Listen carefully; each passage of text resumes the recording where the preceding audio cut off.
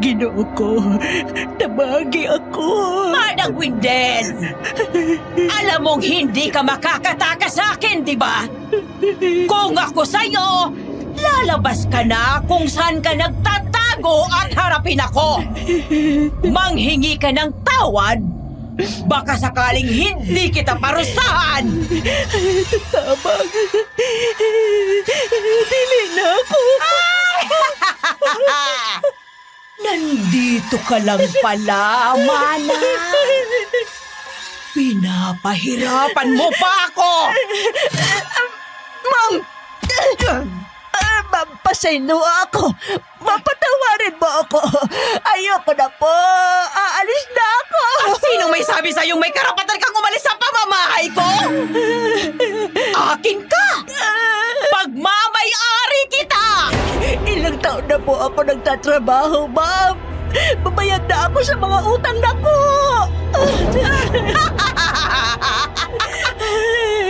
Hindi pera ang gusto kong ibayad mo sa utang mo, Manang! Ano akong maibibigay? Wala akong yaman. Simple lang! Ang isang braso mo at mga daliri sa paa. Ma'am, ayaw. Hindi ko gusto. Parayo. Lumayo.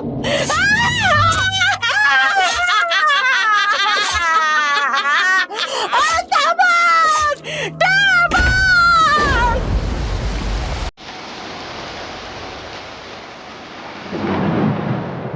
Magandang araw sa mga listeners ng Sitio Pangil at sa buong team. Ako po si Riza, hindi totoong pangalan. Isang full-time housewife. May 3 akong anak at ang isa ay malapit nang mag-graduate ng college. Ngayong araw gusto ko sanang ibahagi sa inyo ang masakit na karanasan ko noong naging isa akong alipin ng ating tiyahin. Maaga akong naulila. Namatay sa aksidente ang mga magulang ko kaya nanirahan na ako sa tiyahin ko. Akala ko magiging tulad pa rin ng dati ang buhay ko. Pero mali ako. Simula nang manirahan ako sa aking tiyahin, naging impyerno ang buhay ko. Walang araw na hindi ako umiiyak at hindi nakakatanggap ng latigo sa kanya. Noong panahon na yon, nasa 20s na ako pero wala akong lakas para lumayas dahil wala akong mapupuntahan. Tulad nga ng sinabi ko, impyerno ang naging buhay ko sa kamay niya. At mas naging impyerno ito nang ibenta ako ng tiyahin ko.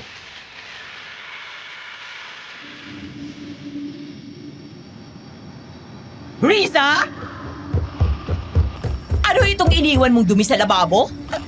Tia Belen, malinis na po yan ang iwanan ko. Baka po naiwan niya ni Uno nung kumain siya. At talagang dinamay mo pang anak ko sa kairresponsablihan mo? Ang dapat sa'yo, ninungod-ngod sa dumi ng ganito! Ayan! Ayan! Anong pakiramdam, ha? Yan ang nararapat sa'yo dahil hindi mo ginagawa ng maayos ang trabaho mo. Anong akala mo? Pagkatapos mamatay ng mga magulang mo, magiging prinsesa ka dito? Nagkakamali ka!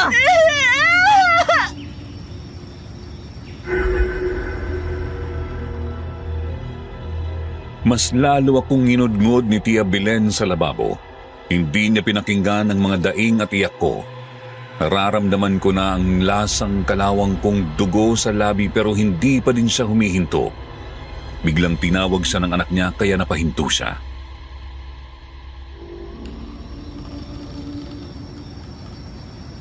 Oh yes, baby. You want to play? Wait for me, baby. Pupunta na ako. Magpasalamat ka kay Uno. Dahil kung hindi, bubuhusan pa kita ng kumukulong tubig nang matuto ka!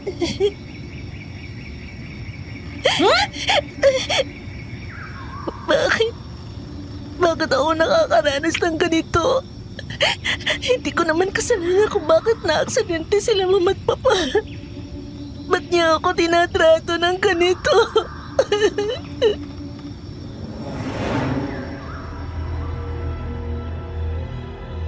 Napatungo ako at hinawakan ang tiyan kong sumasakit dahil simula pa kahapon hindi pa ako kumakain. Napatitig ako sa kanin na nasa lababo. Marumi na ito pero nanaig pa rin ang gutom.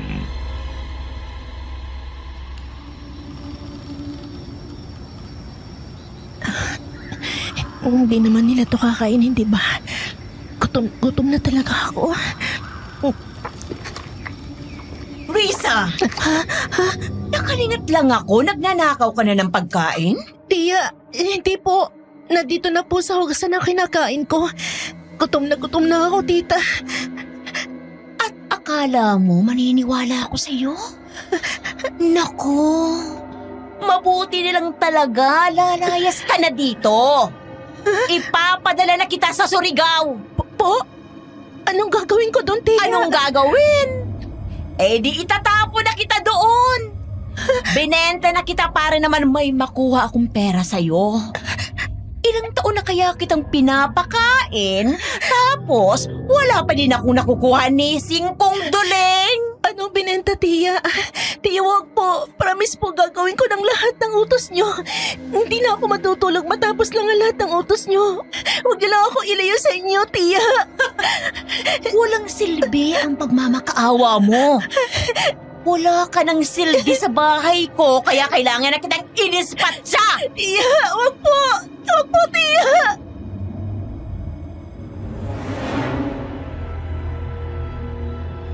Sinubukan kong hawakan ng laylayan ang damit niya pero sinampal niya ako.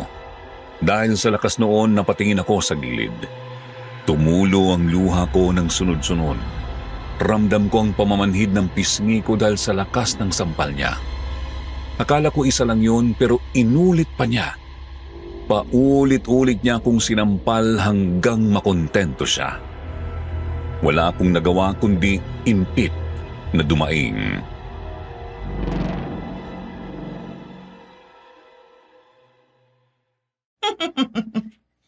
Laking pasasalamat ko dahil namatay ng mga magulang mo, Riza. Napunta sa akin lahat ng kayamanan nila at naiparamdam ko na din sa'yo kung gaano kita kinamumuhian. Bakit, tia? Anong kasalanan ko sa inyo? Kasalanan mo? Ang mabuhay sa mundong ito! At ang mga magulang mo naman? Ninakaw nila kung anong dapat sa akin.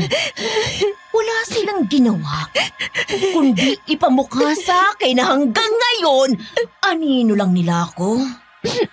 Mabuti ngang patay na sila.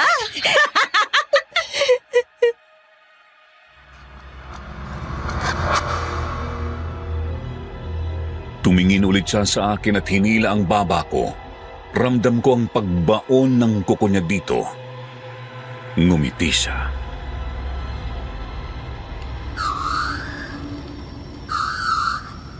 Simulan mo nang sisihin ang mundo. Kawawa ka naman. Sa wakas, nandito nang hinihintay kong tawag. Yes po, madam. Opo, madam. Nakahanda na siya. Oh, aalis na siya ngayon? Okay, walang problema. Yung bayad ko nga pala, madam. Hindi pa buo ang... Ay, oo naman, madam. Makakapaghintay ako? No problem. Sige, bye. Napakawalang hiya mo. Anong sabi mo? Napakademonyo mo. Kinamumuhayan kita. Isinusumpa kita. Ang kapal ng mukha mong sabihin yan pagkatapos ng lahat ng ginawa ko sa'yo! Halika dito!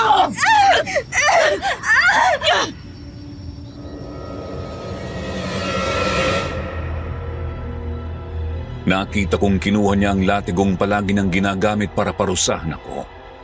Wala akong ginawa. Nanatili akong nakaupo doon at nakatingin ng matalim sa kanya. Mas lalo siyang nagalit sa paraan ng pagtitig ko kaya buong lakas niya akong nilatigo. Ramdam ko ang hapdi ng latigo at ang pagkatuklap ng balat ko pero wala akong pake.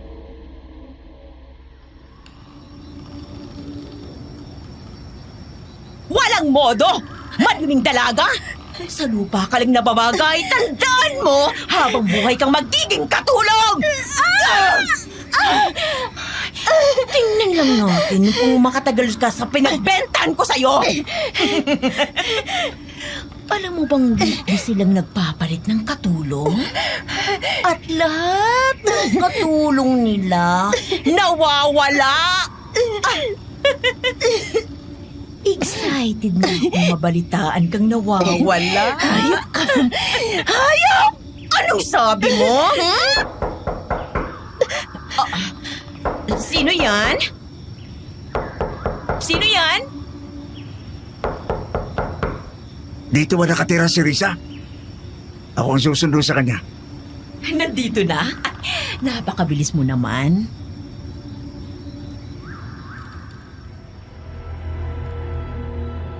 Tinago ulit ni Tia ang latigo saka nagmamadaling pumunta sa pintuan.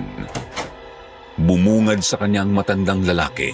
Nakasuot ito ng shades at makikita sa mukha ang otoridad.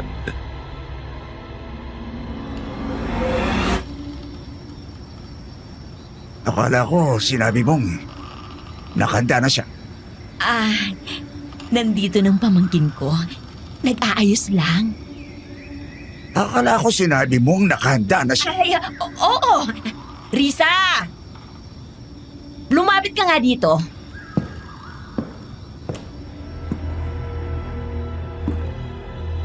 Nang hihina man ang katawan ko, pinilit kong tumayo at lumapit sa kanila. Dahil sa lakas ng pagkakalatigo sa akin ni Tita, may bakas ng dugo ang katawan ko. Tumingin ako sa matanda na parang nanghihingi ako ng tulong pero tinignan lang niya ako.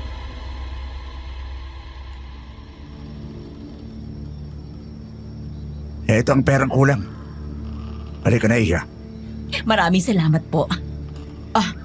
Lisa, sumama ka na sa kanya.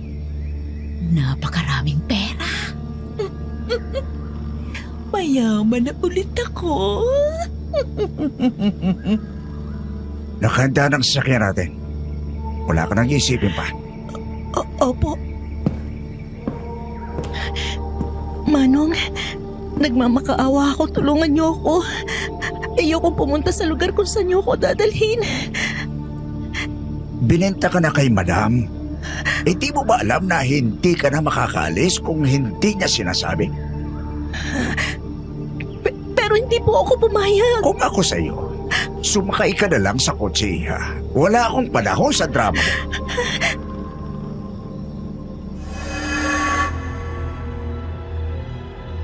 Nanindig ang balahibo ko nang marinig ko ang puno ng otoridad niyang boses. Napatungo ako at mahigpit na humawak sa laylayan ng damit ko. Lumingon ulit ako kay Tia Belen at nakita kong tumatawa pa din siya habang hawak-hawak ang maraming pera.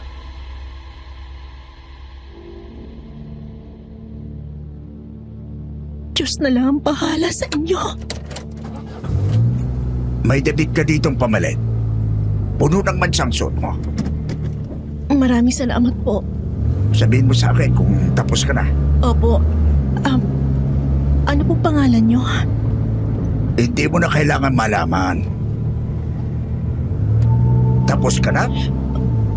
Opo.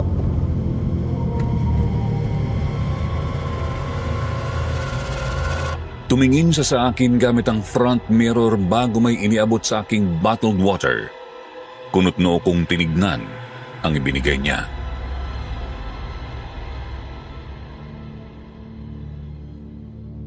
Ano to? Inumin mo. Bakit po? Huwag ka ng maraming tanong.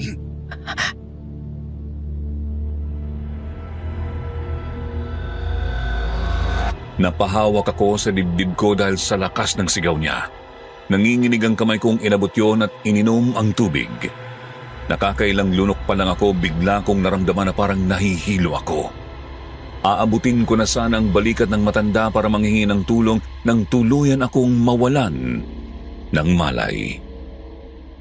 Nagising ako nang may maramdaman akong tapik sa balikat ko.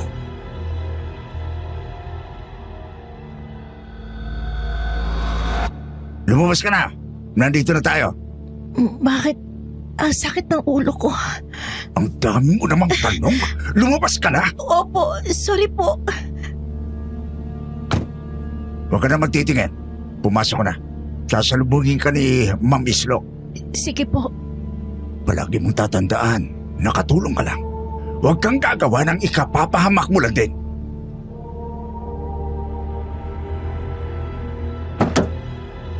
Tumalikod siya sa akin at sumakay sa kotse. Napalunok ako, alam kong wala akong lakas. Ang paligid ay pinapalibutan ng malalaking puno at parang malayo kami sa bayan. Napatingin ako sa malaking bahay. Dahan-dahan akong pumasok.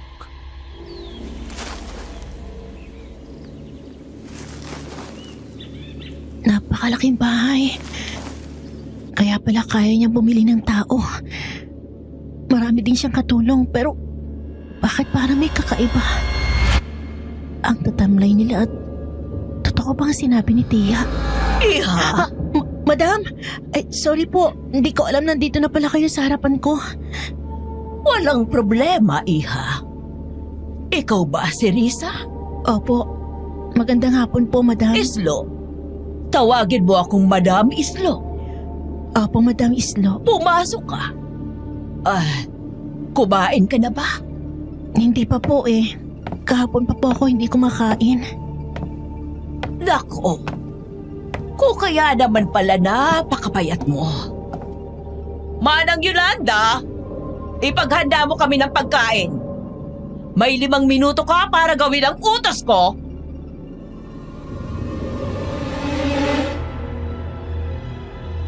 Nakita kong agad na tumakbo ang isa sa mga katulo niya papasok ng kusina. Hinawakan ako sa braso ni Madam Islo kaya medyo nagulat ako. Tumingala ako sa kanya at nakita siyang nakangiting nakatitig sa akin. Yung paraan ng pagtitig niya sa akin ay mas nakadagdag ng kilabot sa kalamnan ko.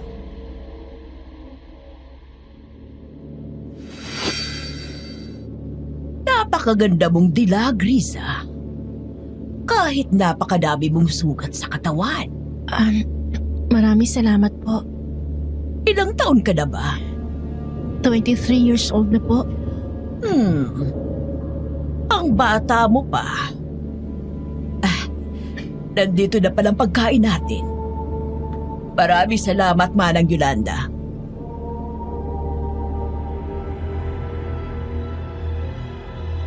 Napatingin ako sa pagkain na inihanda ni Manang Yolanda.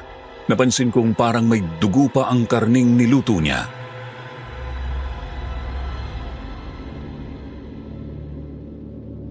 May problema ba, Iha?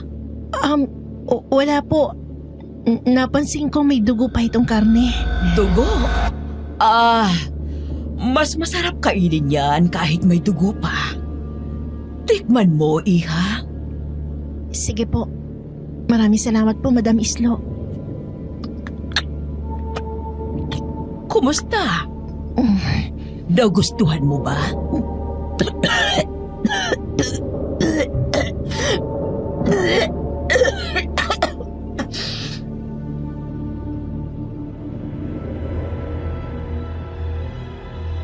Hindi ko na napigilan ang sarili ko. Nalasahan ko ang bulok na lasa ng karne. Napatingin ako kay Madam Islo at nagulat nang nakatingin ito sa akin ng masama. Pinilit kong lunukin ang karne.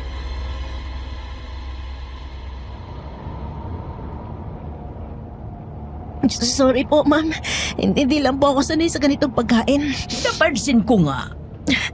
Masasanay ka din dyan. Opo, madam. Mawalang galang po, pero anong klase po itong karne? Medyo kakaiba po ang texture eh. Karne ng tao. Po? Tigilan mo ng maraming tanong. Kumain ka na. May pupuntahan lang ako. Opo, madam. Maraming salamat po sa pagkain. Hindi ko alam kung kaya kong kainin to, pero wala akong choice. Gutom na ako.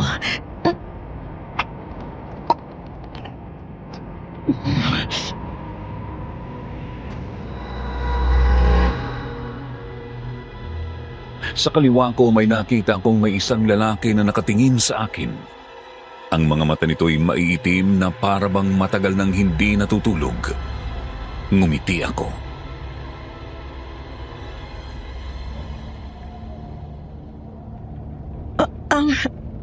Manong, ako po si Risa. Gusto mo bang kumain? Tagalog. Taga Maynila ka? Opo, Manong. Kayo po? Taga dito lang din. Lahat kami dito Bisaya.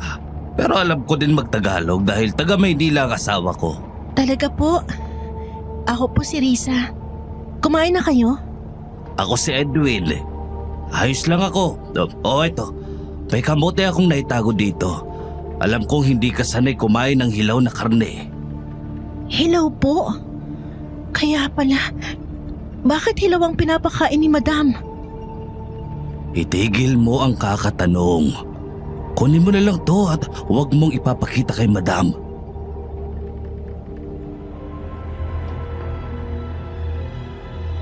Bago pa ako makapagpasalamat, umalis na siya.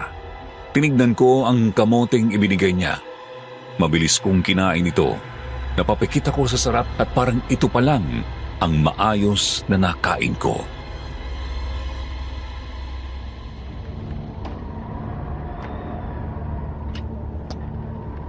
Mukhang tulad ng tiyahin ko, hindi din tinatrato ng tama ang mga empleyado dito. Diyos ko, tulungan mo ako. Tapos ka na bang kumain? Madam Islo, nandiyan na po pala kayo. Opo, tapos na po akong kumain. Hindi mo inubos ang pagkain mo. Busog na po ako, mami. Ganun ba? Manang Yolanda?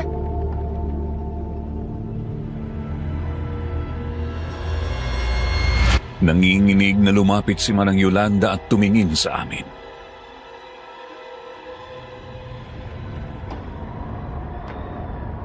Hindi nagustuhan ng bagong kasambahayang luto mo.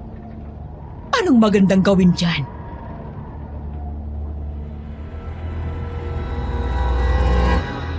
Hindi siya sumagot. Lumuhod na lang siya at ngumanga. Nanlaki ang mata ko sa nakita. Kinuha ni Madam Islo ang pagkain at walang awang ibinuhos ito sa bibig ni Manang Yolanda. Kahit puno ng bibig niya, hindi pa din tumitigil sa pagbuhos ng pagkain si Madam Islo. Naaawa akong lumapit sa kanila.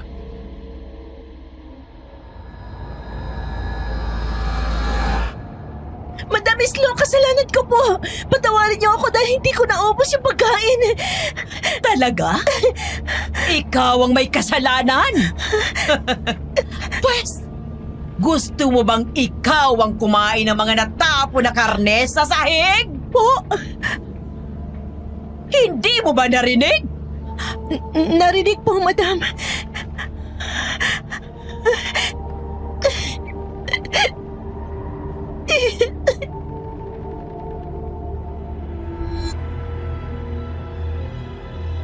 Tumingin ako sa karne na nasa sahig. Naiiyak akong lumuhod at kinain ang mga karne.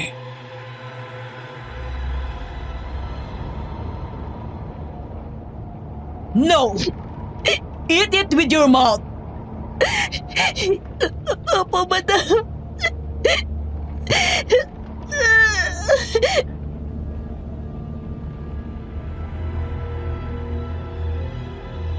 Lumapit ako sa karne at isa-isa yung kinain. Nalasahan ko ang dumi ng sahig at ang nabubulok na laman ng karne. Uupo na sana ako nang mapausamod ako sa sahig dahil sa paang umapak sa ulo ko.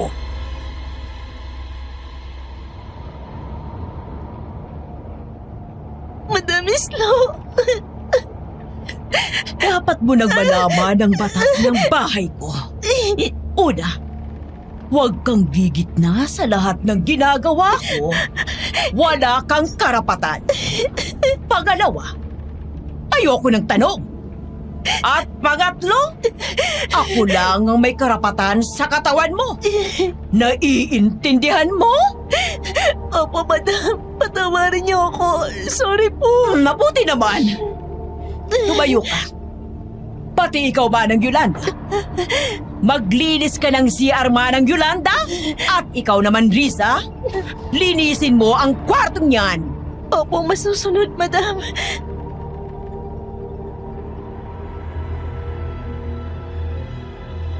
Tumango siya at iniwan kami doon. Sunod-sunod na pumatak ang aking mga luha. Napatingin ako kay Manang Yolanda na natiling nakatingin sa sahig.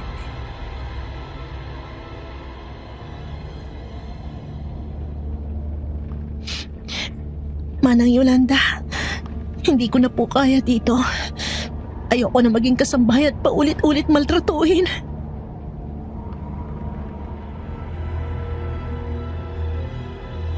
Iniangat ni Manang Yolanda ang tingin niya. Hindi siya nagsalita. Dahan-dahan lang niyang hinawakan ang kamay ko kasabay ng pagtulo ng kanyang luha.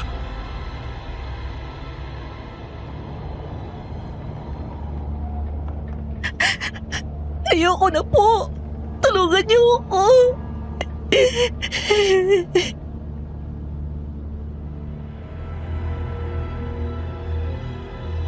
Umiling lang siya at niyakap ako. Dinama ko ang yakap niya na parabang siya si Mama.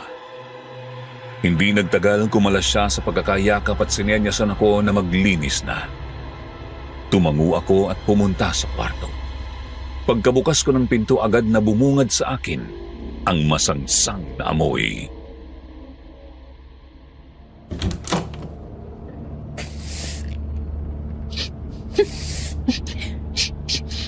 Anong amoy ito? Bakit para maraming patay na dagang nandito? Ah, ano tong mga itim-itim na dumikit sa dingding? Teka, dugo ba ito? Dugong natuyo? Ano ginawa dito ni Madam Islo? Bakit napakaraming dugong nakakalat? Isang bungo ng tao! Anong problema, Riza? Madam, sorry po. Nagulat ako sa pagdating niyo. Narinig kong sumigaw ka, kaya pinuntahan kita.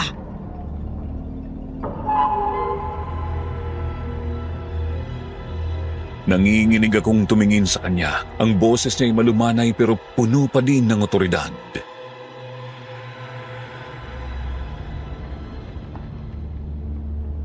Hindi mo ba alam na ayaw ko sa maingay? Sorry po, madam. Hindi ko na po uulitin. Ayoko sa maingay!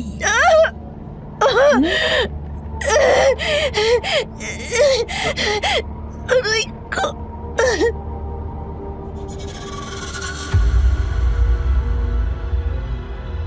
Pinilit kong hindi sumigaw habang ang kuko niya'y bumabaon sa braso ko.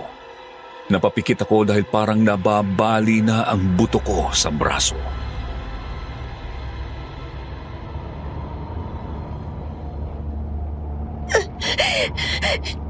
Maglilinis ka sa kwartong ito, Risa. Alin sa utos ko ang hindi klaro?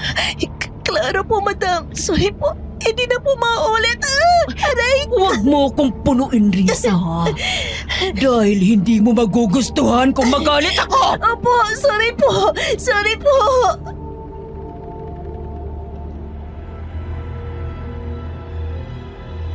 Binitawan na niya ako.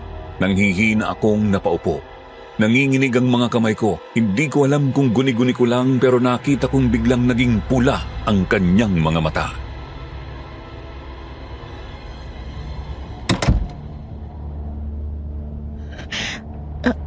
Anong klase nilalang ang amo namin? Gusto ko na lang mamatay. Hindi ko na kaya. Wala na bang pag-asa para sa akin? Ganito na lang matalaga ang buhay ko.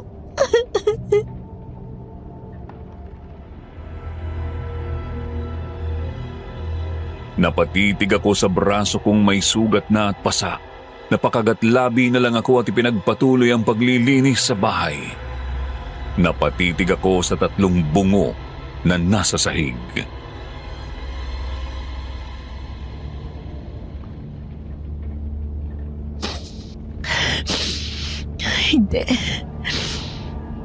Hindi ako papayag na ganito lang ang hantungan ko.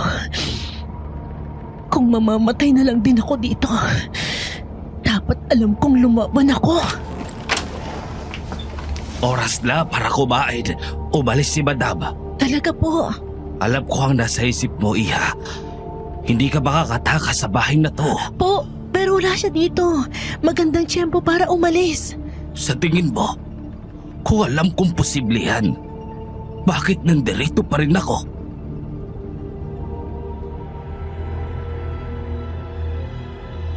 Natameme ako. Napabuntong hininga lang siya at tumalikod. Napahawak naman ako sa bibig ko nang mapansin ko ang napakalaking sugat sa kanyang binti.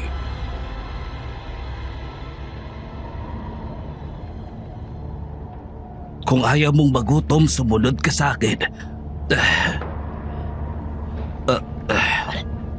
Anong nangyari sa kanya? Manong! Manong, may sugat ka sa binti. Alam ko. Hindi mo ba gagamutin? Maraming tugong nawawala sa katawan mo, Manong. Kung gagawin ko yan, wala na akong pabukas. Nakita tayo ni Madam Islo kanina. At ito ang naging parusa ko. Yan ang parusa niya sa'yo? Dahil saan? Sa pagbigay ng pagkain sa akin? Hindi makatao, Manong. Hindi tao ang amo natin. Anong ibig niyo sabihin? Kung ako sa'yo, sumunod ka na lang kay Madam. Lahat ng sasabihin at ipapagawa niya kung ayaw mong mapahabak. Eto ang pagkain. Nakakakain lang tayo ng maayos kapag wala si Madam, kaya magmadali ka. Opo. Marami pala tayong trabahante. Mas madami kaysa sa nakikita mo ngayon. Marami nang namatay. Namatay? Totoo palang sinabi ni Tia. Bakit ka nga pala nandito, Iha? Ang bata mo pa. Binenta ko ng tiyahin ko. Napakasama niyang tao. May galit sa'yo ang tiyahin mo, no? Dahil pinadala ka niya dito. O kailangan niyo ng pera. Dahil sa galit, Manong, hindi ko alam kung anong ginawa ko sa kanya o ng mga magulang ko. Nasa na ba sila? Yung magulang mo? Namatay dahil sa aksidente. Pagkatapos ng insidenteng yon, walang araw na hindi ko nararanasan ng impyerno. Sinabi ko sa'yong wala nang pag-asang makalabas dito, di ba? Pero may darating na sakuna. Base sa nakikita ko sa mga galaw ng hayop at ang ihip ng hangin, malakas ang bagyong darating. Pwede tayong tumakas sa mga oras na yun. Madidistract si Madam. Totoo po ba? Basta mananatili itong sekreto, Iha. Alam kong wala na akong pag-asa pero ayoko mabulok ka din dito. Naranasan ko ng lahat ng brutal na parusa ni Madam at ayaw kong pati ikaw maramdaman mo. Bakit niya po ito ginagawa? Naalala ko sa iyo ang anak ko. Kaya ako pumunta dito para iligtas ang anak kong may kanser. Binenta ko ang katawan ko para panggamot niya.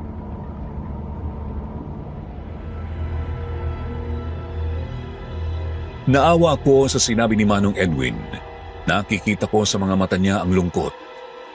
Tumango ako at hinawakan ang kamay niya.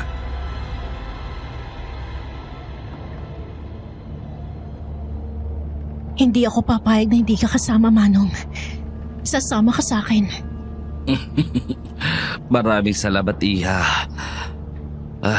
Ngayon lang ako nakangiti ulit ng ganito. Magtutulungan tayong lahat, Manong. Walang maiiwan. Parating na si Madam. Linisin ang buong kalat. Opo.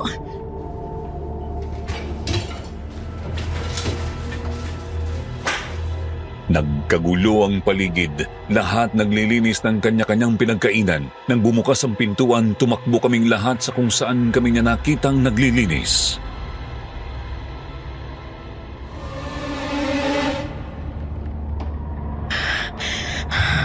Kailangan ko ng patience.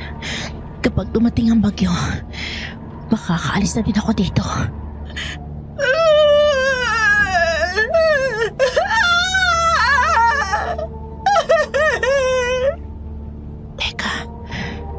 May naririnig akong iyak mula sa kwartong to.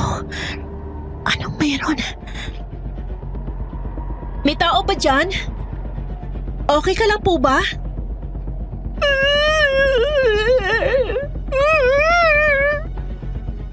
May tao nga.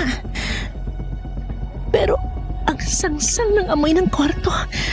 Ma'am, bubuksan Ano sa tingin mo ang ginagawa mo, Risa? Madam Islo, may naririnig lang po akong iyak sa kwarto. Akala ko po kailangan niya ng tulong. At sino ka para magbigay ng tulong? Po. Madam! Madam, sorry po. Hindi ko po sinasadya pumunta dito. Madam, tama na po, aray ko. Nagpapakaawa ako, madam.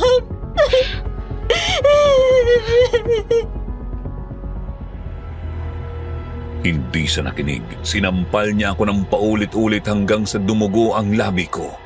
Nahihilaw akong tumingin sa kanya, nagmamakaawa. Hindi ko na halos maramdaman ang pisngi ko sa lakas ng mga sampal niya. I don't like nosy person.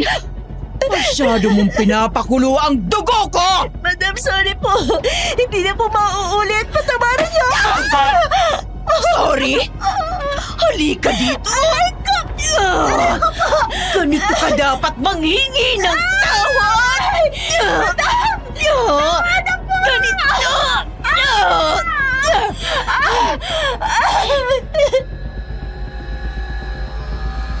Hinila niya ako sa buhok, kinaladkad niya ako papunta sa isang kwarto. Nakita kong ang kanyang mga matay naging pula ulit, ang mga kuko niya'y naging matatalas. Ibinalibag niya ako papasok sa isang kwarto. Baguhan ka pa lang dito. Kaya hindi ka pa natututo, ano? Madam, hindi na po mauulit. Tama na po. Aray ko. Ganyan nga. Magmakaawa ka! Lakasan mo pa!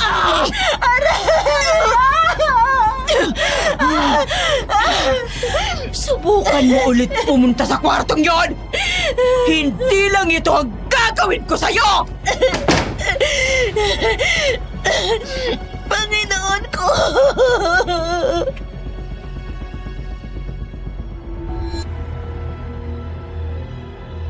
Hindi ko na mapigilan ang iyak ko. Umiiyak kong niyakap ang sarili ko dahil sa sobrang sakit ng katawan ko na kahit ang paghinga ay nagdudulot ng kirot. Napayukom ako.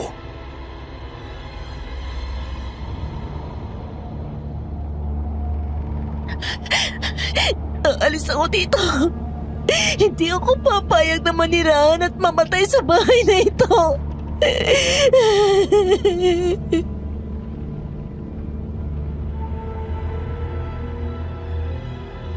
Dahil sa sobrang pagod, nakatulog akong yakap-yakap ang sarili ko. Kinabukasan, narinig kong bumukas ang pintuan kaya agad akong nagising.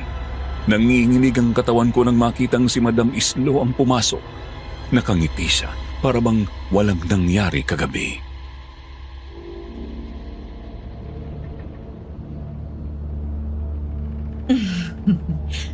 Kumain ka na, iha. Alam kong nagugutom ka.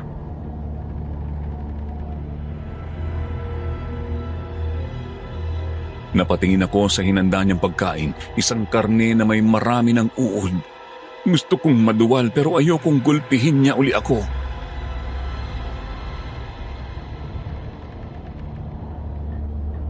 Maraming salamat, Madam Islo. Walang anuman. Kumain ka na.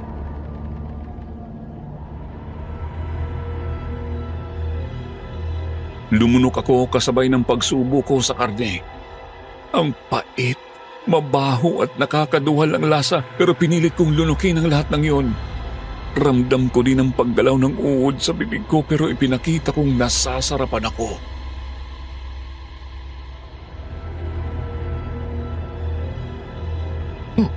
Masarap po, Madam.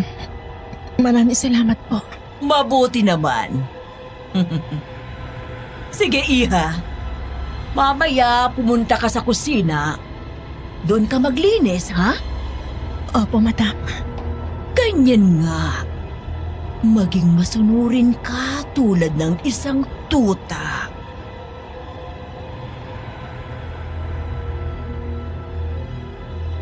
Hinawakan niya ang pisngi ko at hinalikan yun.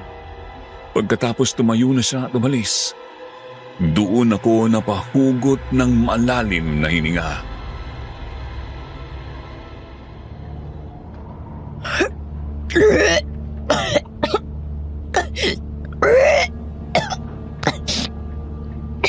Anong klaseng karne yung kinakain ko?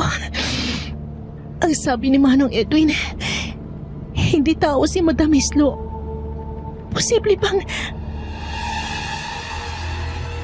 Napahawak ako sa dibdib ko sa lakas ng kabog noon. Ayoko pa sanang lumabas pero ayokong pumunta ulit sa kwarto. Si Madam.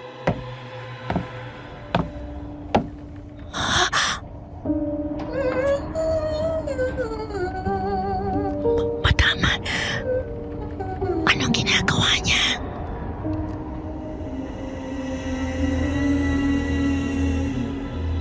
Nanlaki ang mga mata ko nang may makitang isang piksel ng pulang likido. Napahawak ako sa bibig ko nang makitang may isang parte ng paa ng tao na nakalagay sa garapon. Masaya niyang nilagay yun sa freezer.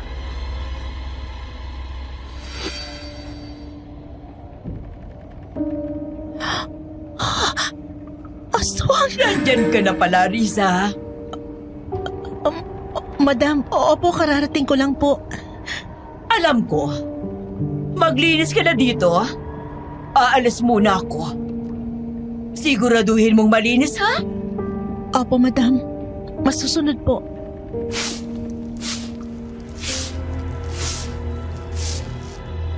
Umalis na siya. Nanginginig ang katawan kong tumingin sa mga sariwang dugong nasa sahig.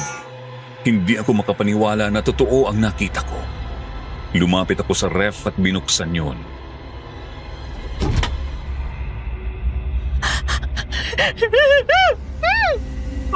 Mga tao! Mga parte ng katawan ng tao! Gayon, nakita mo na ang totoong anyo ni Madam. Isa siyang aswang, Manong! Aswang ang amo natin! Alam na ng lahat. At ito ang dahilan ko bakit hindi namin kayang umalis dito. Manong, natatakot ako. Kahapon may narinig ako matandang umiiyak sa isang kwarto. Hindi ko alam kung anong nangyari sa kanya pero natatakot ako. Paano kung katawan niya yan? Alam ko. Pero ngayon, wala tayong magagawa. Diyos ko. Hindi ko alam kung ilang araw na lang din ang natitira ko. Kaya pwede bang maghingi ng pabor sa'yo? Ang sugat niyo sa binti, nagnanana na. Manong, kailangan na yan gamutin. Hindi pwede, Mas lalo lang akong pag-iinitan ni Madam. Pwede ba, ipangako mong kapag nakalabas ka dito, bibisitahin mo ang anak ko. Ang pangalan niya ay Cristel Gorda. Nasa ospital siya sa labas ng gubat na to. Makakalabas tayo dito pareho, Manong. Ayokong magako pero gusto kong mahawakan ng anak ko sa huling sandali. Manong!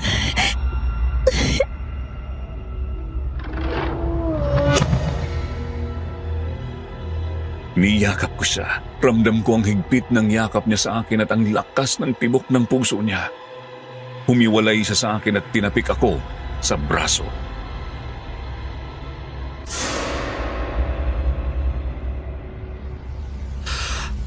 Alam kong makakatakas ka dito, Huwag mo kalimutan yung sinabi ko sa'yo. Opo, Manong. Pangako. Masaya na ako, Maraming salamat sa'yo. Sige, pupunta na ako doon at maglilinis. Ikaw din. Opo.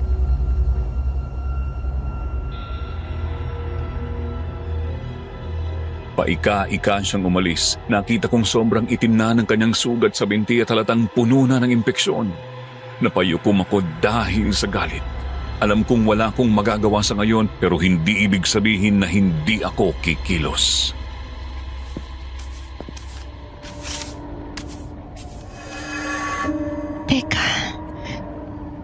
Yung ungol na narinig ko kahapon, parang nangihingi siya ng tulong. Kailangan ko siyang tulungan. Mabuti't umalis si Madam. Kailangan hindi ako mahuli ni Madam. Baka kung anong gawin niya sa akin. Ayaw! Ay, sorry po. Nagulat ako sa inyo, Manong. Ayaw pa ganito dito. Po, hindi ko kayo maintindihan eh. Lahat pala sila dito, Bisaya. Maliban kay Manong Edwin. Huwag punta sa kwarto. Delikado, nakakatakot.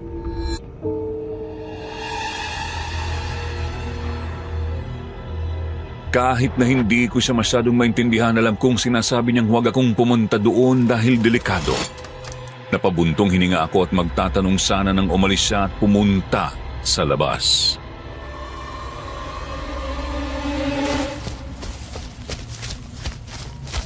Teka, Manong! Manong, bakit hindi pwedeng pumunta doon? Anong meron sa kwarto yun? Lawas. Patay. Patay? Mag-upa ka din Sumunod ka kan, madam. Hindi ko kayo maintindihan, tatay eh. Matagal na ako dito. Ganhi, madam. O sana aswang. Walang nakakatakas sa amin. Kailangan siyang sundin. Kay kundere, mamamatay ka. Tatay, kung totoo siyang aswang, pwede tayo magtulong-tulong. Aalis tayo dito, tatay.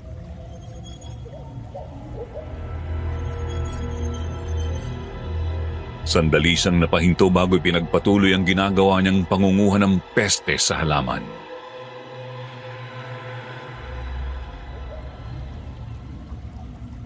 Imposible. Wara paraan. Basta, huwag kang pumunta sa kwarto na adto. Tatay, alam ko ang risk kung wala tayong gagawin. Toro! Tapos ka na bang manguha ng peste sa mga bulaklak? Madam, opo, tapos sa... Talaga? Tapos ako. Halika. May iuutos ulit ako sa'yo. Opo, madam. Tabang. Tabang. At ikaw, Riza, kung tapos ka na, pumunta ka na sa kwarto mo. Mukhang hindi magandang panahon. Tabangi ako. Tabangi ako. Bakit ang tagal mo, Toro? Halika na!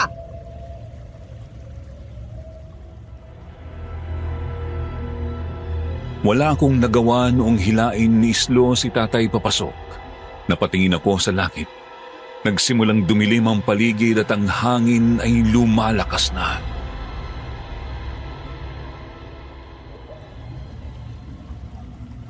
Mukhang ito na ang oras.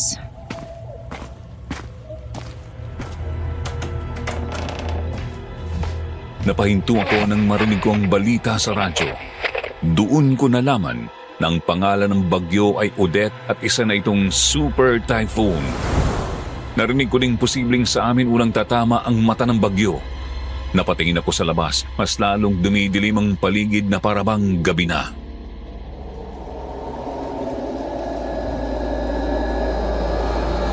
Ngayong hapon tatama ang bagyo.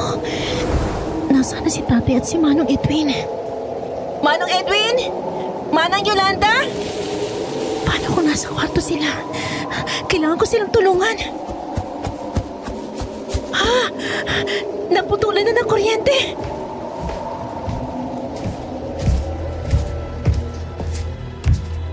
Nangangapa akong naglakad papunta sa kwarto. May nakita akong isang silid na may pulang ilaw. Lumakas ang tibok ng puso ko nang makutuban na ito ang kwartong yun. Dahan-dahan akong naglakad papunta doon. May nakita akong maliit na butas. Buong tapang akong sumilip at halos mapasigaw ako nang makitang may 4 na taong nasa loob. Ang 2 ay patay na, ang mga parte ng katawan ay putol na at ang 2 ay sina Manong Edwin at si Tatay Toro. Pareho silang putol na ang mga kanang kamay. Riza! Hindi ba't sinabi kong pumunta ka sa kwarto mo? Madam Islo, Hindi muna ako lumingon. Ramdam ko ang tensyon sa likod ko. Halos maihina ako sa sobrang takot. Mas lumakas ang hangin. Hindi ka ba talaga matututo? Dahan-dahan akong lumingon at labis akong nagulat nang makitang pula ang kanyang mga mata. Matatalas ang kanyang ngipin at kuko at puno ng dugo ang kanyang katawan. Madam! Aray!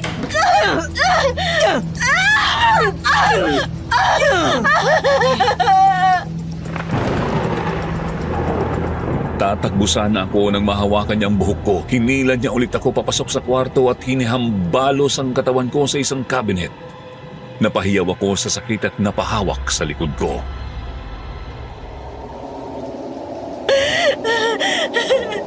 At akala mo, makakatakas ka sa akin? Madam, nagmamakaawa ako. Pakawalan mo na kami. Anong pakawalan? Walang nakakaalis ng pamamahay ko ng buhay! Madam, sorry. Hindi na po maulit. Lumapit siya sa akin at akala ko kakainin na niya ako. Nanginginig akong umatras. Bigla niyang kinuha ang dalawang kamay ko at inilagay sa may pintuan ng cabinet. Madam, anong gagawin niyo? Hindi ka natututo! Madam, tama na po. Hindi ako titigil hanggat hindi ka sumusunod! Tama na po. Hindi na maulit. Tama na po. Sige! Sumigaw ka pa! Sigaw!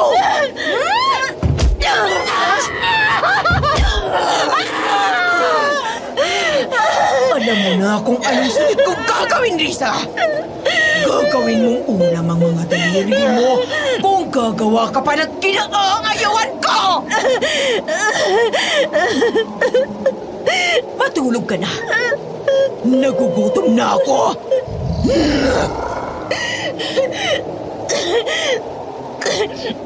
Kailangan ko na umalis dito. Ito ang tamang oras na sinasabi ni Manong Edwin. Kailangan ko tumakas. Hindi ko man maramdaman ang kamay kong puno na ng dugo, gumapang ako papunta sa pintuan at dahan-dahang binuksan yon. Tumingin ako sa kwarto kung saan naandoon sina Manong Edwin.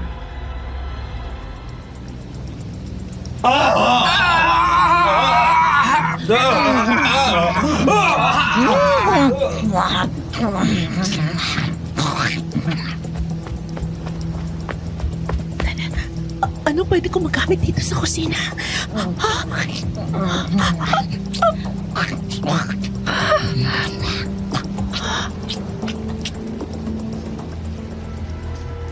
Hinawakan ko ang bibig ko, pinipigilang mapasigaw.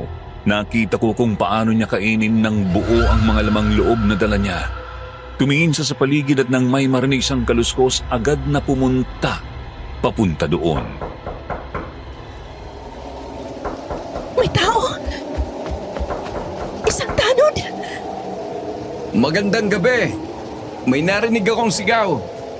Okay lang ba kayo dyan? Gusto nyo bang mag-evacuate? Lumalakas ang hangin at ulan. Kuya! Tulong! Kailangan ko po ng tulong! Ayos ka lang ba? Bakit puno ng dugo ang kamay mo? Anong nangyari? May aswang! Risa! Sino itong bisita natin? Madam Islo, Magandang gabi po. Ako po si Ruro, isang tanod. May bagyo po ngayon.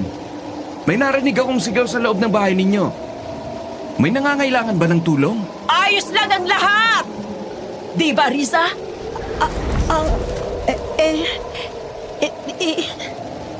Pwede po ba muna ako makituloy? Mukhang lumalakas ang ulan eh. Walang problema. Maraming salamat. Ma'am, bakit puno ng dugo ang damit ninyo?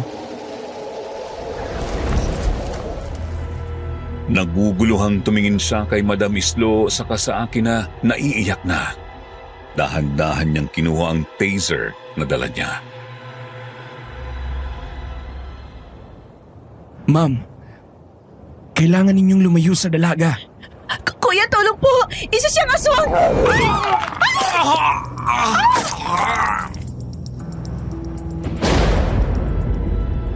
Nanlaki ang mga mata ko nang tumalsik sa mukha ko ang dugo mula sa tanod.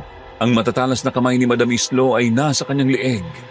Hindi pa siya nakontento, dahan-dahan niyang pinaghiwalay ang ulo ng tanod na parabang isa yung papel.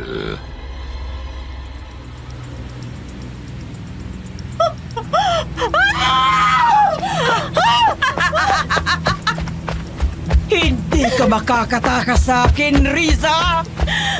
Pagkatapos ko dito, ikaw naman! Panginoon ko! Tulungan niyo ako! Pumunta ako sa kusina. Naghanap ako ng pwedeng gamitin. May nakita akong isang itak at agad na hinawakan yun.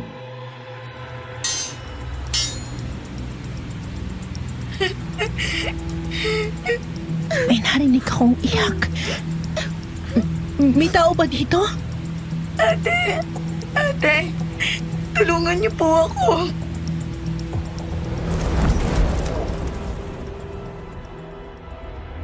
Tumingin ako sa ilalim ng lababo at nakita ko ang isang batang halos kaedad ko. Nagtatago, takot at nanginginig.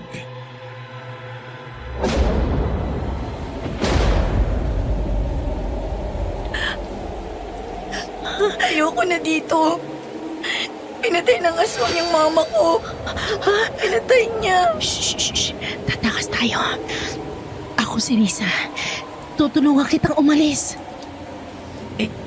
Ikaw si Risa. Ang taga Manila na sinasabi ni Mama. Ako si Diana. Anak ni Mama Yolanda. Nanay Yolanda? Ang matandang kumain ng tila kong pagkain noon? Opo. Ang sabi niya, ikaw ang pag-asa ko. Tulad mo galing ako sa Manila. Napunta lang ako dito dahil hinahanap ko si Mama. Matagal na akong itinatago ni Mama sa bahay na to. Nagtatago ka lang? Paano ka nakapasok? May alam kang labasan? Opo, meron. Inihanda ko ang daan na yon para sa amin ni Mama. Pero, pinatay siya kanina.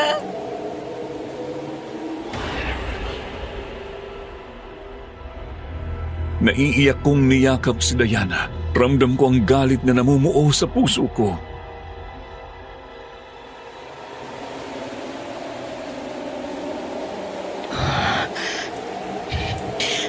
Makakaalis tayo ngayon, Diana. Alam ko mahirap iwanan ng mama mo dito. Pero siguradong gusto niyo makaalis ka rin dito ng buhay. Opo, ate. Tutulong ako. Ituturo ko sa iyong daan, ate. Nasisira na ng malakas na hangin ang bahay na to. Kailangan na nating umalis. Saan tayo dadaan? Dito.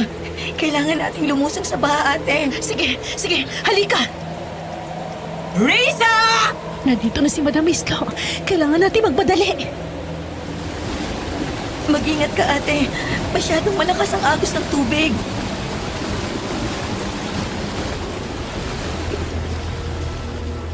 Tumango at mahigpit na kumapit kay Diana. Ramdam ko ang bigat ng katawan ko pero hindi ko ito ininda.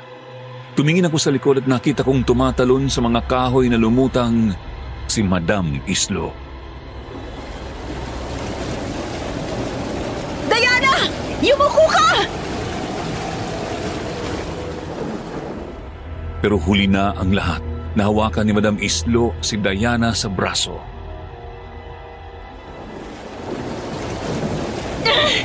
Bitiwan mo ako! Ate Risa, tulungan mo ako! Bitawan mo siya! Dalian mo, Diana! Gamit ang itak na dala ko, tinaga ko ang kamay niyang nakahawak kay Diana. Dahil doon nabitawan niya si Diana at kinuha namin ang pagkakataon na yun para tumakas. Ayun! May nakikita ko bahay! Doon tayo magtago! Tumakbo kami papunta sa bahay na nakita namin. Pagkadating namin doon, nakita kong ang tubig ay unti-unting tumataas. Pumasok kami sa loob at agad na sinarado ang pinto. Anong ginagawa niyo dito? Pasensya na po, pero kailangan namin ng tulong. May aswang na humahabol sa amin. Aswang! Opo! Pinatay niya lahat ng katulong at tumatakas kami sa kanya. Tumatakas ka kay Madam Islo. Kinilabutan ako nang banggitin niya ang pangalan ni Madam na parabang alam niya na kung sino ang tinutukoy ko. Dahil madilim, hindi namin makita ang lalaking kausap namin. Mahigpit akong napahawak sa itak na dala ko.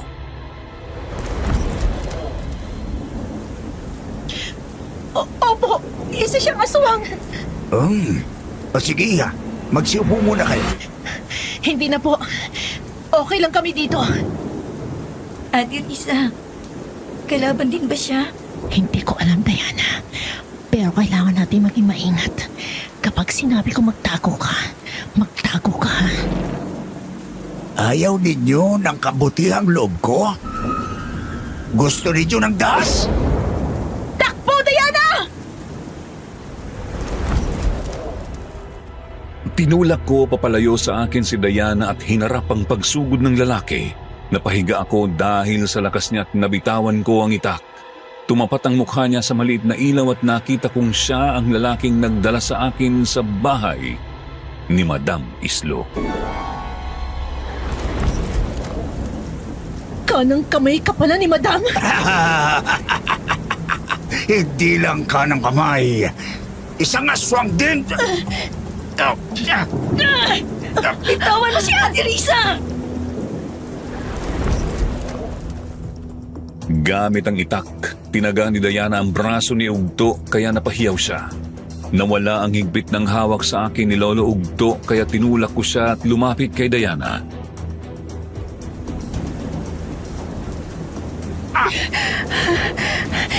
Maraming salamat sa pagligtas sa akin. Hindi kita iiwan, ate. Lalabanan natin sila ng magkasama. Humanda kayo sa akin! Sumugod siya sa amin. Nagkatinginan kami ni Diana at tumakbo sa magkabilang daan. Una kong sinundan si Ugto. May nakita akong maliit na vase at ibinato ito sa kanya. Napahiyaw ulit siya at napapikit. Hindi ko sinayang ang pagkakataong yun para hiwain ang weak spot ng katawan niya. Ang likod ng kanyang tuhod. Napaluhod siya. Diana! Gawin mo na! Dala ang isang matulis na kahoy, mabilis na tinusok ni Diana ang leeg ng aswang. Napahinto siya sa pagsigaw at dahan-dahan na tumingin sa amin habang sumisirit ang itim na dugo sa kanyang leeg. Paano ninyo? Paano? Dahil nagtutulungan kami, tanga. At hindi pa ako tapos. Mahigpit kong hinawakan ng itak at paulit-ulit siyang pinagtataga hanggang humiwalay ang kanyang ulo sa katawan.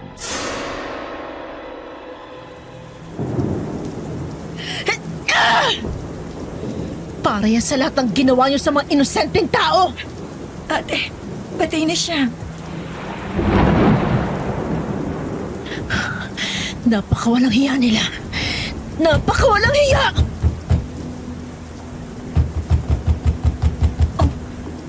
Nandito na si Madam Islo. Kailangan na natin kumilos. Magtago ka, Diana. Ano? Hindi kita hayaang harapin ang aswang na yun na mag-isa. Wala na tayong oras. Wala na tayong matatakbuhan. Ang tanging paraan ay ang harapin ko siya. Pero, hindi mo kailangan siyang labanang mag-isa. Kung sakali may mangyari sa akin, huwag na huwag kang lalabas. Tumakas ka. Ate, ayoko. Sige na, magtago ka na!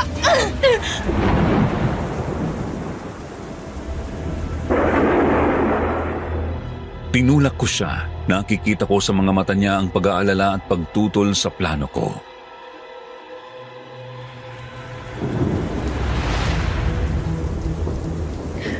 Ito lang ang natatanging paraan. Hindi ko hahayaang makalabas ka dito ng buhay. Islo! Riza! Anong akala mo? Makakatakas ka sa akin? Anong ginawa mo? Nagulat ka bang wala ng kanang kamay mo?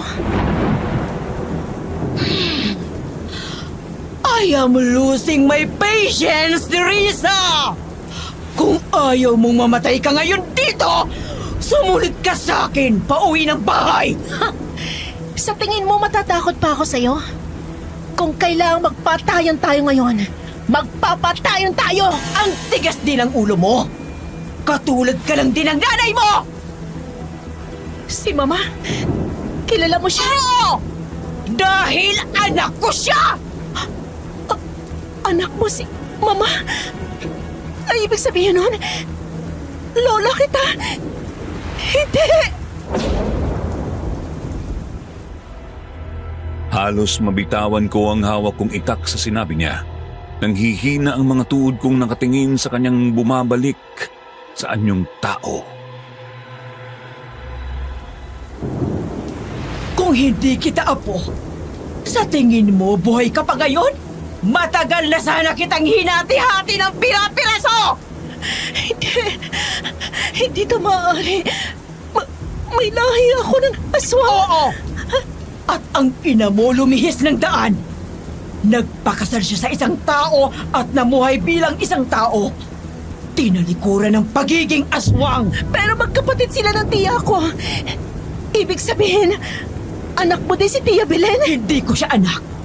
Hindi sila magkapatid ng ina mo, pero yan na ang naging turing nila sa isa't isa nang patuloyin ng anak ko ang babaeng yon. At tingnan mo kung anong nangyari. Ang babaeng yon ang pumatay sa mga magulang mo. Ang tiya kong pumatay sa kanila. Oo! At akala nila makakalampas siya sa galit ko. Sigurado ngayong inuuod na sa ilalim ng lupa ang katawan nila. Ano ginawa mo sa kanila? Pinatay mo sila? Dahil minaltrato ka niya at pinatay niya ang ina mo. Anong pinagkaiba mo sa kanila, ha? Anong pinagkaiba? Espesyal ako. Ako ang reyna dito. Reyna dahil kaya mong pumatay ng kahit sino. At ano? Gagawin mo din akong tulad mo? Hindi ako papayag! Wala kang choice, Riza! Ako ang lola mo at dapat mo akong sundin. Huwag ka lalapit sa akin! Huwag ka lalapit sa akin! Lumayo ka! Aray!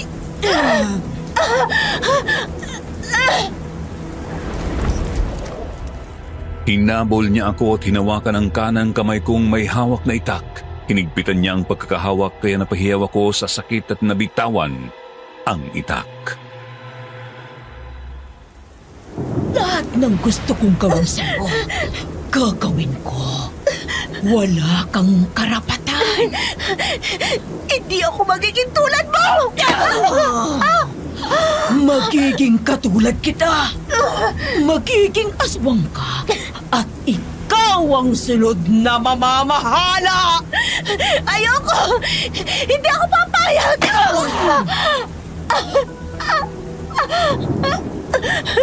Mukhang kailangan mong turuan ulit ng leksyon. Dinala niya ako sa malapit na lamesa at nginudngod ng mukha ko doon. May kinuha siyang kahoy at tumingin sa akin.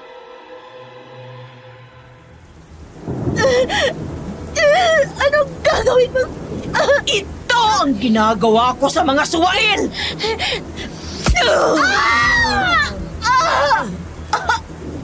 Wala kang kwentang apo. Tama na! Kung hindi kita magiging sunod na tagapagmana, matagal na kitang inilibing ng buhay! Ayoko na! Tama na! Ayaw mo na? Ako, hindi pa ako kontento! Napakawalang hiya mo! Sumunod ka sa akin sa ayaw at gusto mo! Ano yun? May kasama ka pala kanina. Alam kong nagtatago siya dito.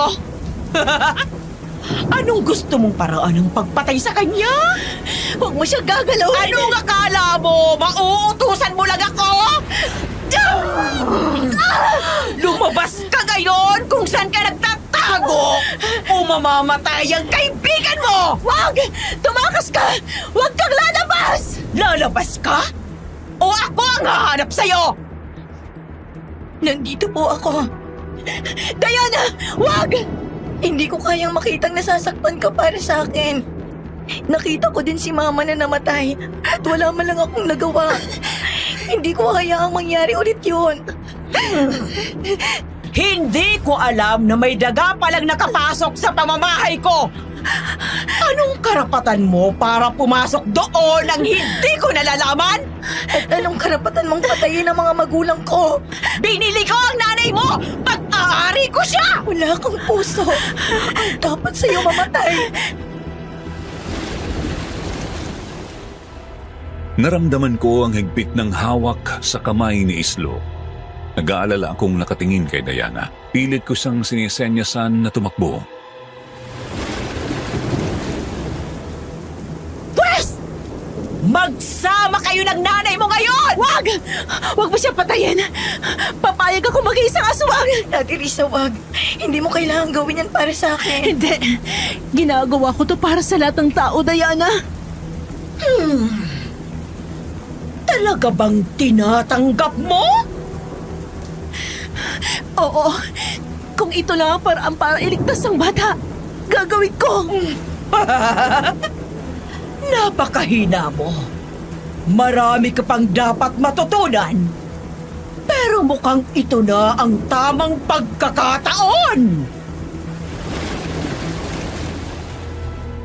Lumapit siya sa akin.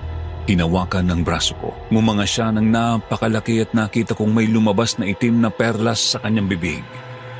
Nanginig ang kalamnan ko nang pilit niyang binuksan ang bibig ko. Malapit na sanang mapunta sa bibig ko ang perlas, nakita kong lumalapit si Diana at dala ang itak. Bago pa man ako nakagalaw, nataga na si Islo sa kanyang balikat.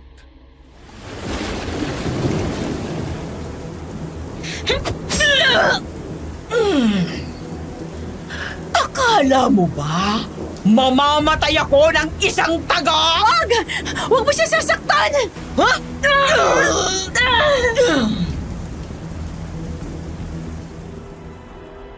Hinawakan niya sa balikat si Diana at ibinaon ang kuko niya dito. Nakita kong unti-unting dumugo ang balikat niya.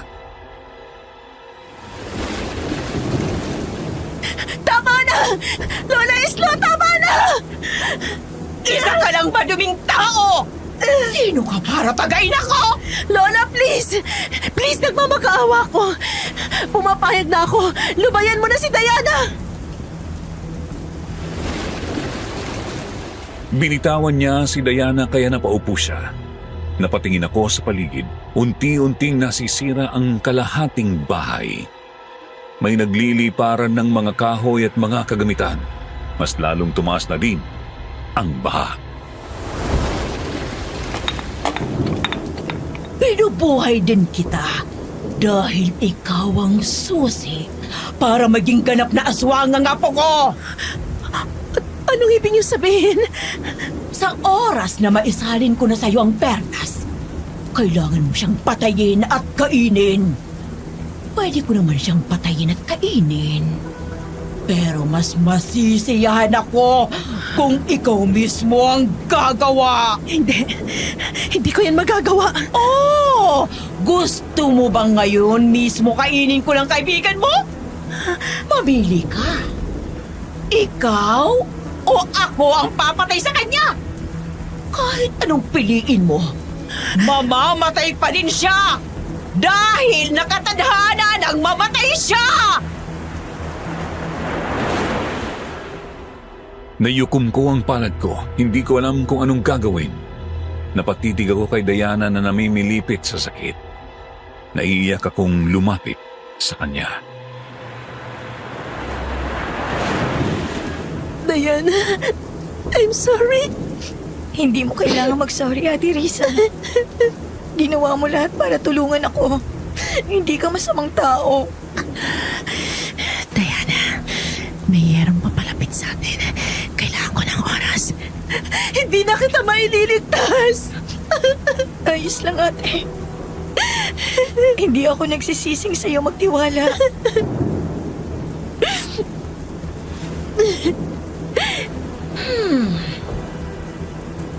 Hindi pa ba tapos ang pamamaalam ninyo? Masyado nang matagal. Eto na po.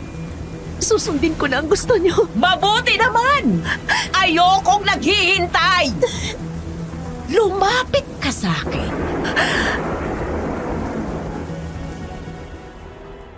Dahan-dahan akong lumapit sa kanya. Nang magkatapat na kami, bubuksan na sana niya ang kanyang bibig nang itulak ko siya. Umupo ka, Ate Risa. Ano? Ah! Nakita ko kung paano tamaan ng yero ang bibig niyang nakanganga at tinangay siya ng malakas na hangin. Mas lalong lumakas ang ulan at hangin. Napatingin ako sa kalahati ng bahay na maayos pa.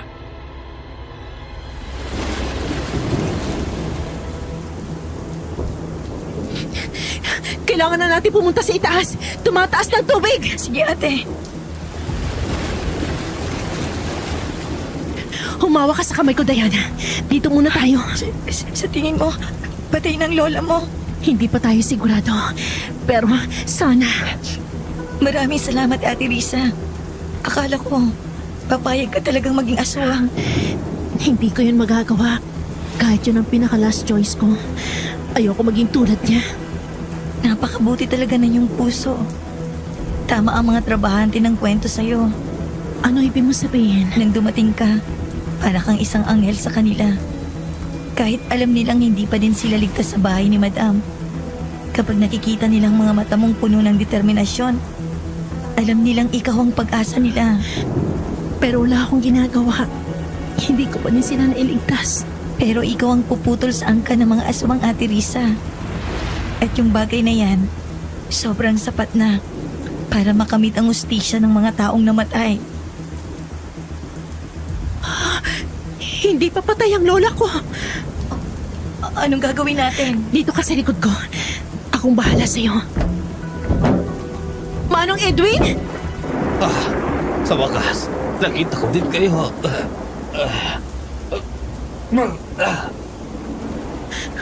Kailangan mo nang dalhin sa ospital, Manong Edwin. Walang makakapagdala sa akin doon, Iya. Alam ko, ito na ang oras ko. Hindi. Sabay tayong pupuntahan ng anak mo, di ba? Hinihintay ka niya, Manong Edwin. Iya, huwag mo sasabihin na wala na ako. Sabihin mo sa anak kong maayos ako nagtatrabaho sa kabilang bayan at hindi niya na ako kailangan panghanapin. Manong, huwag niya pong sabihin yan. Sama-sama tayong makakalabas dito. Maraming salamat, Iya. Hindi pa patay ang aswang. Nagkatinginan kaming tatlo. Hahawakan ko na sana ang itak ng maunang kumuha si Manong Edwin. Nag-aalala akong tumingin sa kanya. Ano ginagawa mo, Manong? Ako ang tatapos sa kanya, Risa. Hayaan mo kung isama ko siya sa impyerno. Manong Edwin, may iba pang paraan. Please, wag. Wala nang ibang paraan, Iha. Nararamdaman kong hindi na ako haabot ng ilang oras dahil sa kalagayan ko. At ngayong alam kong hindi pa kayo ligtas, gagamitin ko ang natitira kong buhay para ilayo kayo sa kapahabakan. Manong, hindi ko po kaya. Hindi ko alam kung paano haharapin ang anak niyo. Ayoko mawala kayo. Buong buhay kong dadalhin ng pagsisisi. Huwag mong isipin yan. Ito lang ang natatanging paraan. Manong Edwin, Huwag kayong titigin. At kahit anong mangyari, huwag na huwag kayong lalabas sa pinagtataguan nyo. hindi Manong. Ate Risa, huwag kang sasama.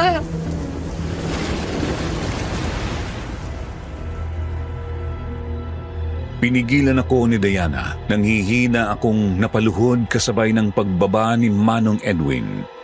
Nakita kong mas lumalakas ang agos ng baha.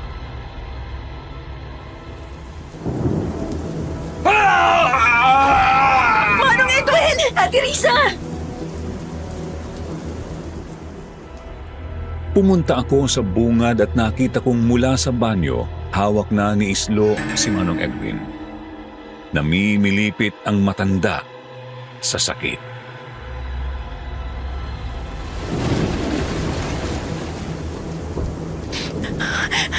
Kailangan may gawin tayo. Diana, ayoko mamatay siya. Ililigtas natin siya. Lalabas na sana ako sa pinagtataguan namin nang lumingon si Manong Edwin sa amin at ngumiti. Nakita kong bumukas ang kanyang bibig, kasabay ng pagdaloy ng dugo. Hindi!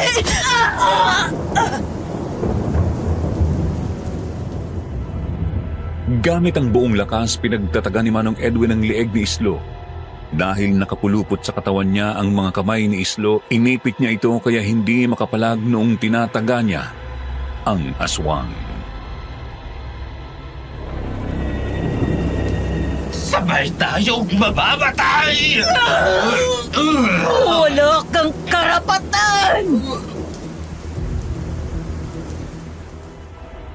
Nahiwalay ang ulo ni Islo sa katawan niya.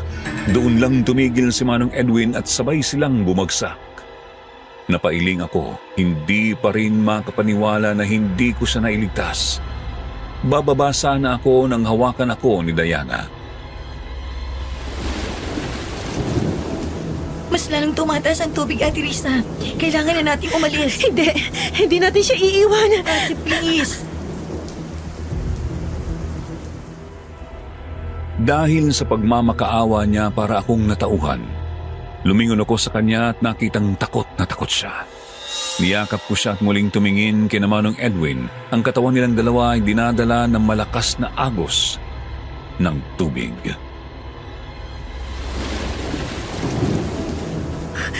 Tama ka! Kailangan na natin pumunta sa itaas. Tumataas ng tubig. Ate, wala na tayong ibang dadaanan. Huling palapag na ito. Sandali lang. Titingnan ko sa bintana. Diyos ko! Bakit, ate?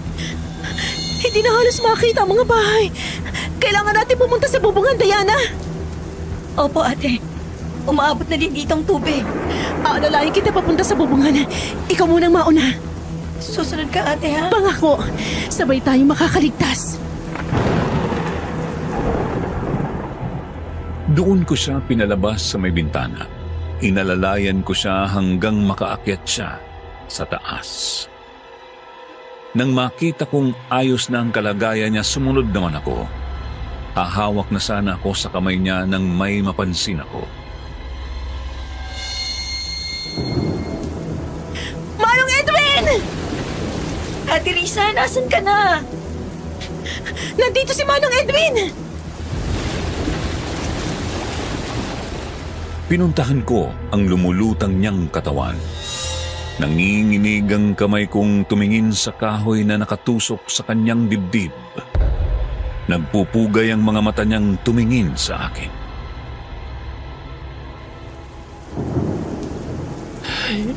Iwanan mo na ako, Risa. Iligtas mo ang sarili mo. Hindi! Makakaya ko pa ikaw iligtas! Hindi na iya. Hanggang dito lang ako.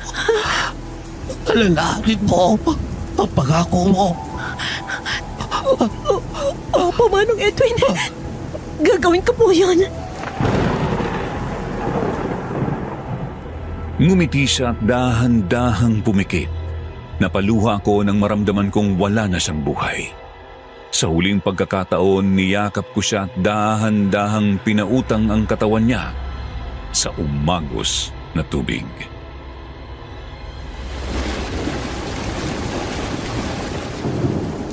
Ate Risa, huwag mo akong iiwan. Ayoko. Nandito ako, Diana! Ate Risa, salamat sa Diyos. Hinawakan niya ang kamay ko at hinila papunta sa taas. Pareho kaming nahihirapan pero nagawa ko pa ding makapunta sa bubong ng bahay. Agad akong niyakap ni Diana. Akala ko hindi ka nasusunod. Nangako ako, di ba? Si Manong Edwin. Wala na. Hindi ko siya nailigtas. Ate, ginawa mong lahat. Alam kong masayang pumanaw si Manong Edwin. Kumalas siya sa pagkakayakap at napatingin kami sa paligid. Malakas pa din ang hangin at nagulat kami nang halos ang bangkay na ito lang ang nakikita naming nakatayo sa gitna ng napakataas na baha. Anong gagawin natin, ate? May dadaan ng rescue dito. Maghintay na muna tayo. Sana nga po. Mukhang tumataas na ulit ang tubig. Magtiwala ka, meron yan. Anong gagawin mo kapag nakaligtas tayo dito? Ako, uuwi ako sa Manila. At maniniraan ulit sa tiyahin ko. Tiyahin mo? Hindi naman siya malupit sa'yo. Mabait po ang tiya ko. Nag-aalala din siya kay Mama. Alam mo bang kaya ibinenta ni Mama ang katawan niya kay Madam Islo? Dahil sa tiya ko. Dahil kailangan ng malaking pera pang surgery niya sa kanyang puso. Ngayong magaling na siya. Balak niyang bayaran ang utang ni Mama. Pero hindi pumapayag si Madam Islo. Kaya ako na mismong pumunta dito. Para sana magmakaawa. Tapos, yun palang madadatnan ko. Mabuti naman. Eh, ikaw ate. Hindi ko alam. Pagkatapos ko malaman ng lahat na ito, tungkol sa pagkatao ko at sa mga magulang ko, di ko alam kung paano ako magsisimula. Alam mo yon? Yung alam kong tapos ng laban, at hindi ko na alam kung paano pagagano ulit. Hindi ka mag-iisa, Ate Risa. Nandito ako. Kasama mo na ako kung kailangan mo ng tulong. Maraming salamat. Teka, parang may nakikita akong flashlight. Tulong! Nandito kami!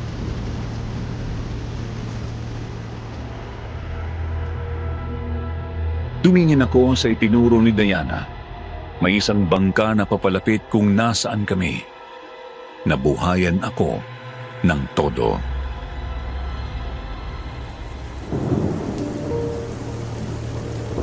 Tulong! Nandito kami! Tulong! Napansin nila tayo, ate. Marirescue na tayo. Salamat sa Diyos. Ligtas na tayo.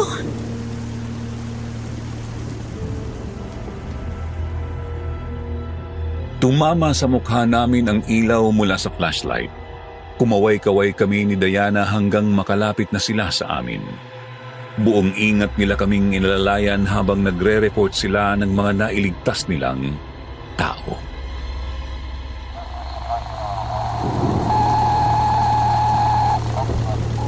Sa wakas, makakalabas na tayo sa gubat na to. Tapos ng paghihirap natin.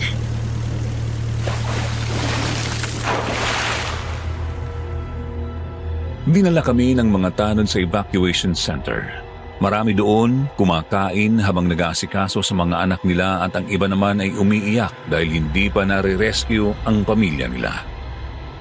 Bisaya ang gamit nilang lengguwahe kaya hindi ko sila maintindihan.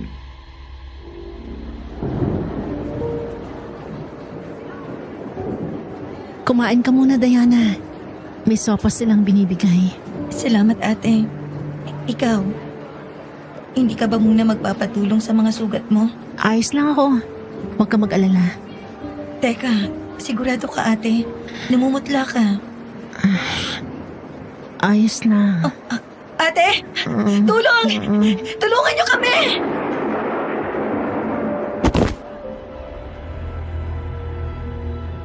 Bumagsak ang katawan ko sa sahig. Nanginginig ang buong katawan ko. Nanlalabo na din ang mga mata ko habang binubuhat nila ako. Bago pa man ako mawalan ng malay, may nakita akong isang babae at lalaki na nakatayo at nakangiti sa akin.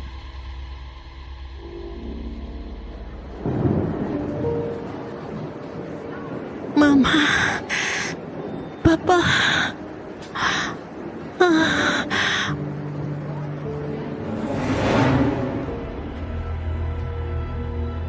Nagising ako sa isang ospital. Inilibot ko ang tingin ko at nakita ko si Diana na natutulog sa may upuan. Pinilit kong umupo.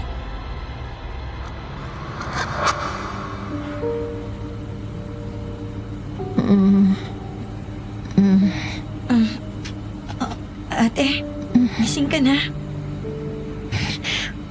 Ano nangyari? Nahimatay ka dahil sa taas ng lagnat mo at dahil sa bubog ng katawan mo. Ilang araw ka ding walang malay. Salamat sa Diyos dahil gising ka na ngayon. Tapos na ba ang bagyo? Oo. 2 araw nang nakalipas. Maraming nangyari. Dahil sa hindi inaasahang baha at landslide. Maraming salamat sa pag-aalaga sa akin. Walang anuman. Hindi kita hayaan dito ng mag-isa.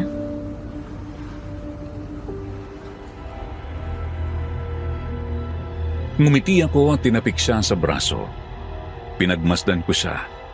Gumagaling na ang mga sugat niya sa katawan.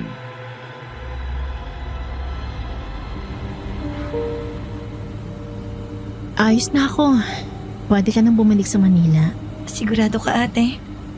Oo, huwag ka mag-alala. Magkikita ulit tayo. Alam ko hinahanap ka na ng tiyahin mo. Maraming salamat ulit, ate. Dahil sa'yo natigil ng kawalang hiyaan ng mga aswang na iyon. Mag-iingat ka palagi, ate, ha? Salamat din sa'yo. Ikaw din.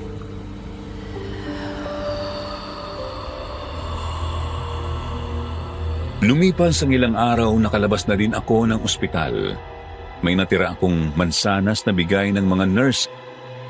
Dinala ko yun paglabas. Nagtanong-tanong ako sa ospital na malapit sa bayan at isa-isa kong pinuntahan hanggang makita ko sa listahan ang pangalan ng anak ni Manong Edwin.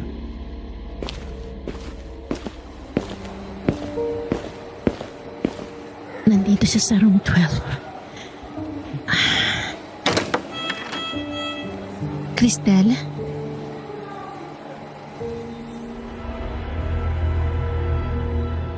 Bumungad sa akin ang isang batang babae na nakatingin sa labas ng ospital. Maraming aparato ang nakakabit sa kanya. Lumingon siya sa akin nang marinig niya ang boses ko.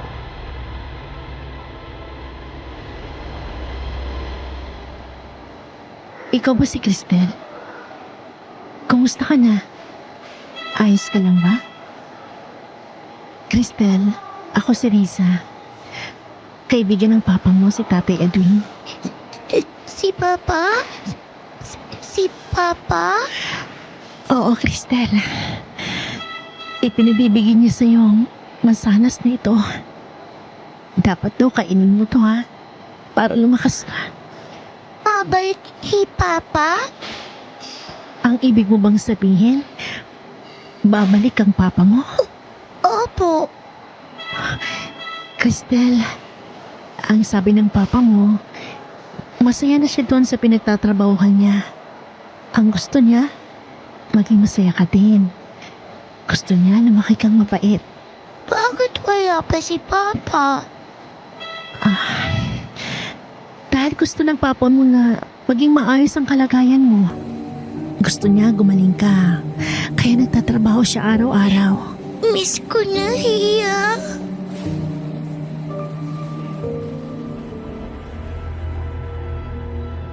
Hindi ko na napigilan ang sarili kong mapaiyak. Hinalikan ko ang kamay niya habang nakatingin siya sa aking umiiyak. Napakabigat sa pakiramdam ang makita ito. Alam ko kung ano ang pakiramdam ng mangulila sa isang magulang. Napakabata pa niya para danasin ang lahat ng ito. Pinunasan ko ang luha ko at ngumiti.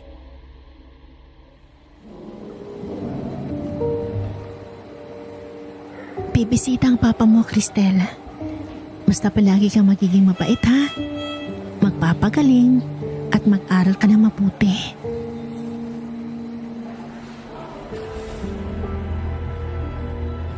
Ngumiti siya, tinawakan ang ulo ko. Mas lalo akong napaiyak. Nanatili kami sa ganoong posisyon hanggang makatulog na si Cristel. Hindi ko mang ginusto, kailangan ko nang umalis.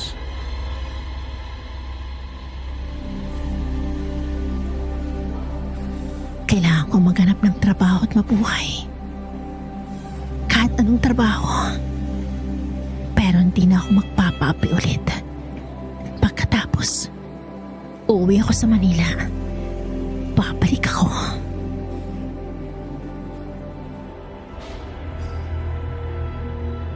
At dito po nagtatapos ang aking kwento, mga kasikyo pangil. Nagtrabaho ako sa Surigao. Marami akong pinasukan ng mga trabaho. Waitress, tagaluto, tagalaba, lahat ng pwede para makapag-ipon ako. Nang makaipon na ako, umuwi na ako sa Manila. Binisita ko ang bahay ni Tia at wala nang nakatira doon. Ayaw ko na din doon dahil sa masasamang alaala, kaya ibinenta ko ang bahay. Ginamit ko ang pera para sa pag-aaral ni Cristel. At doon ko nakilala ang tiyo ni Diesel. Naging mag-asawa kami at naging anak namin si Cristel. Sinundan ng 2 makukulit na bata. Habang inaalala ko ang mga nangyari noon, hindi ako makapaniwala na nakaya kong lampasan ang lahat ng yun. Lahat ng hagupit, sakit at pangungutya, ganoon pala ako katapang na babae. Dahil sa mga karanasan kong yon, natuto akong mahalin ang sarili ko at bigyang halaga ang lahat ng ginagawa ko. Hindi madali ang maging isang katulong. Kayo ba, mga listeners, may experience na ba kayo ng tulad ng sa akin? Comment down below. Babasahin ko po ito. At hanggang dito na lang ang aking liham. Maraming salamat po sa pakikinig. Muli, ako si Riza, nagpapaalam.